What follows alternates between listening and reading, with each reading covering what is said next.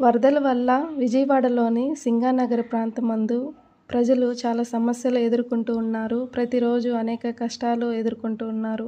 ఇంటి నుండి బయటికి వెళ్ళలేక వారికి తగిన ఆహారం, నీళ్లు అందకపోవడం వల్ల కూడా కష్టాల పాలవుతున్నారు. కొన్ని చోట్ల ఆహారం కూడా పాడైపోతూ ఉంది. నిలిచిన నీటి కారణంగా జలుబు, టైఫాయిడ్, డెంగ్యూ వంటి వ్యాధులు విస్తరించాయి. వరదల వల్ల తమ ఆస్తులు, సంపదలు కోల్పోయిన ప్రజలు మానసిక ఒత్తిడికి గురవుతున్నారు. వారి భవిష్యత్తు గురించి ఆందోళన కూడా చెందుతున్నారు. విద్యుత్ సరఫరా నిలిచిపోవడం, కమ్యూనికేషన్ మార్గాలు దెబ్బతినడం, ప్రజలు ఇతరులతో సంప్రదింపులు లేక మరింత ఇబ్బందులు కూడా పడుతున్నారు. ఇబ్బందుల్లో ఉన్న ఈ ప్రజలకు ఆ చుట్టుపక్కల ఉన్నటువంటి ప్రాంతపు వారికి తోచిన సహాయం అందిస్తూ ఉన్నారు.